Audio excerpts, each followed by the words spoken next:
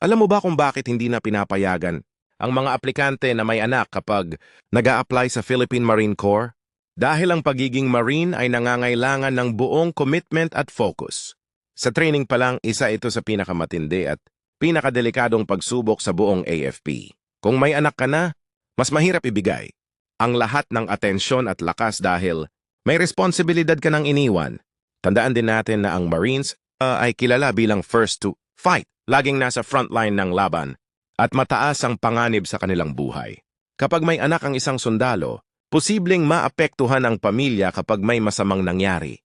Bukod dito, ang Marines ay dapat laging handa sa mabilis na deployment, minsan biglaan, malayo, at walang katiyakan kung kailan makakauwi. Kaya't mas mainam kung ang isang aplikante ay walang iniisip na dependent na maiiwan. Sa madaling salita, hindi ito para hadlangan ang pangarap mo, kundi para masiguro na ang bawat Marine ay 100% handa, buo ang loob, at kayang ibigay ang buong serbisyo para sa bayan bago pa man bumuo ng sariling pamilya. Na kung ikaw ay handang magsakripisyo at ibigay ang lahat para sa bayan, baka ikaw na ang susunod na magiging Marine Warrior. Semper Fi.